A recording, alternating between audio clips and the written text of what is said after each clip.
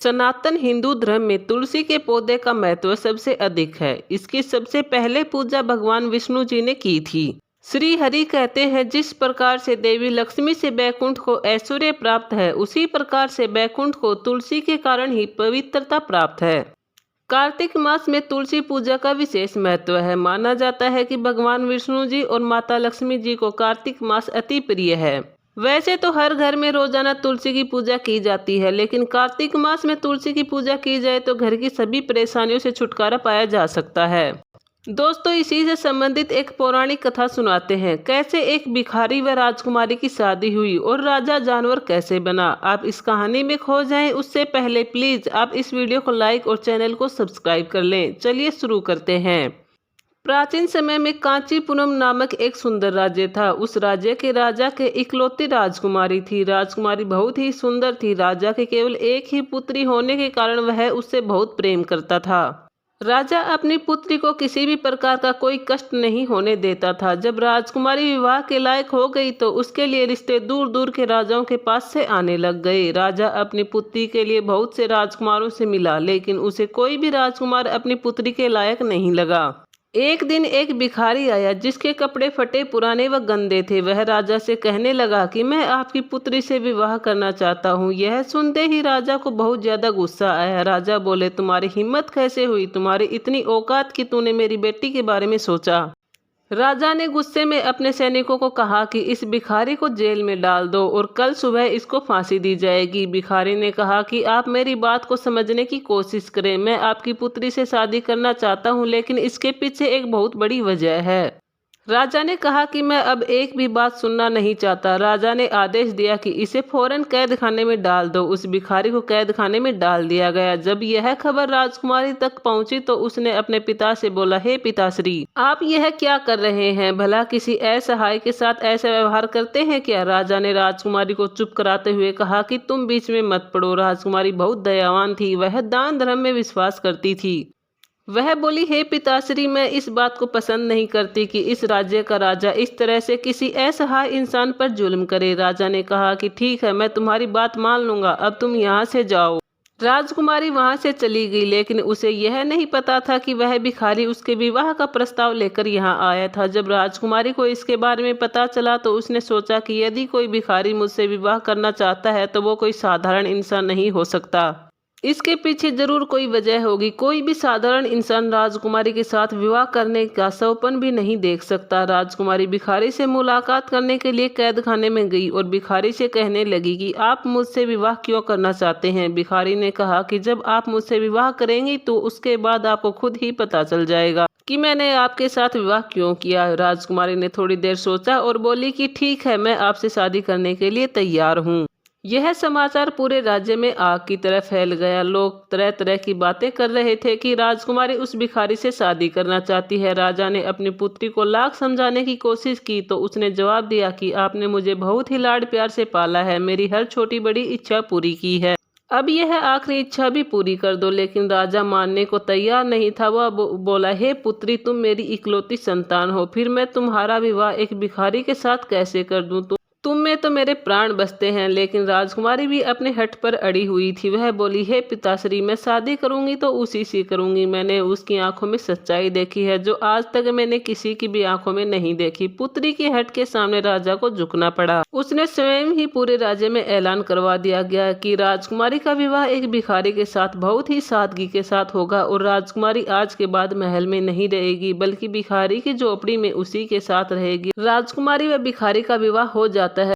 राजा बहुत गुस्से में था और उसने अपनी पुत्री को सजा देने के तौर पर उसे बिना कुछ धन पैसे दिए ही विदा कर दिया। राजा ने सोचा कि जब राजकुमारी ऐशो आराम छोड़कर उस फकीर के साथ झोपड़ी में रहेगी तब उसे अपनी गलती का एहसास होगा, तब उसे अपने पिता का घर याद आएगा। भिखारी राजकुमारी को अपनी झोपड़ी में लाया और बोला, आपने बगैर वजह जाने मुझसे शादी कर ली। मैं तुम्हारी इस बात का बहुत ज्यादा शुक्रिया अदा करता हूँ। राजकुमारी बोली, हे नाथ, मैंने अवश्य ही आपसे वजह जाने के बिना ही शादी कर ली, लेकिन जब मैं आपसे कैद खाने में मिलने आई थी तब आप भगवान की भक्ति में लीन थे। हे नाथ, मुझे भी भगवान की भक्ति सत्संग करना अच्छा लगता है। मैं किसी राजकुमार से विवाह करने की इच्छुक नहीं थी कि मुझे ऐसा पति मिले जो मुझे मोक्ष के मार्ग पर ले जाए। अब राजकुमारी और भिखारी दोनों प्रेम पूर्वक भगवान की भक्ति करते और आनंद से रहते।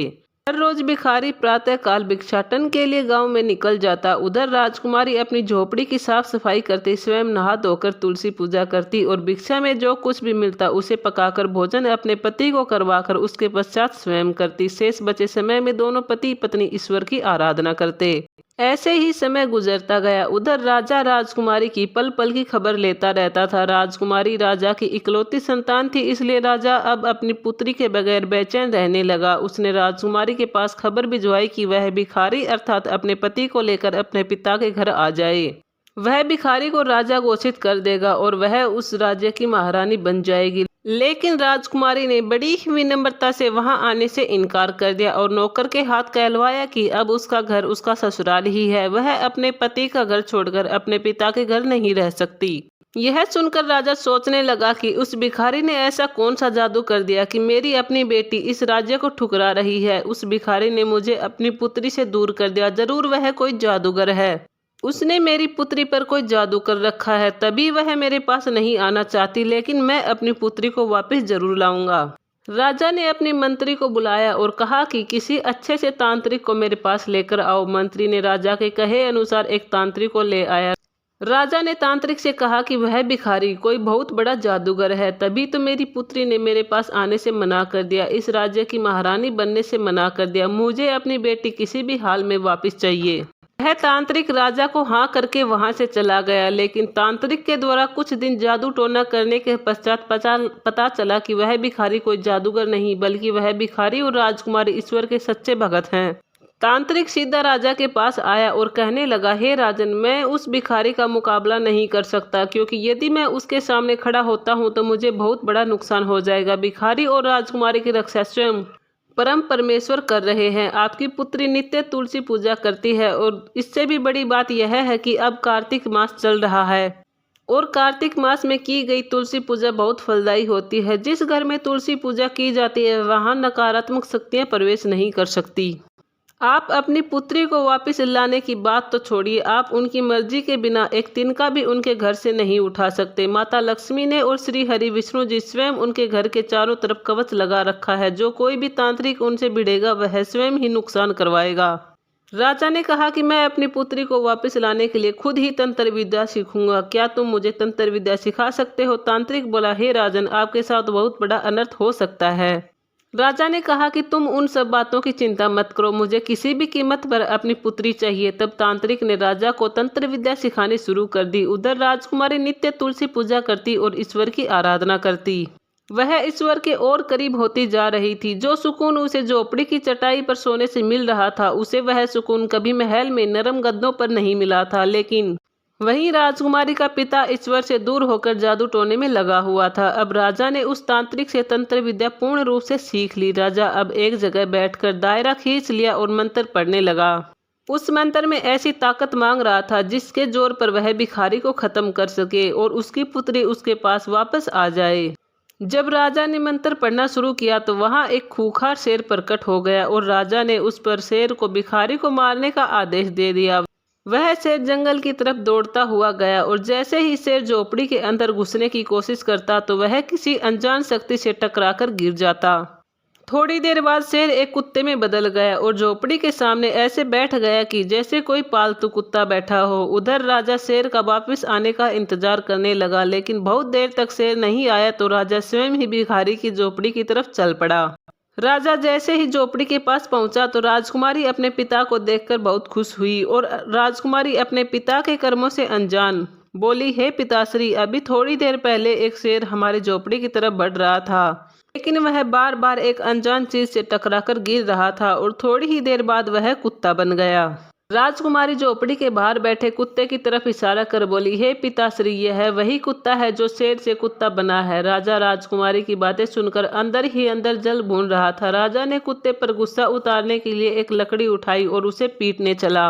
जैसे ही राजा कुत्ते को पीटने वाला था तभी वह कुत्ता तो गायब हो गया, लेकिन राजा का चेहरा कुत्ते के चेहरे में बदल गया। राजकुमारी अपने पिता की ऐसी हालत देखी तो वह दुखी होकर आंसू बहाने लगी। पिता का ऐसा चेहरा देखकर राजकुमारी जोर जोर से रोने लगी। तब राजकुमारी का पति अर्थात भिखारी बोला, हे प्रिय, आप दुखी मत होइए, यह सब राजा के कर्मों का फल है।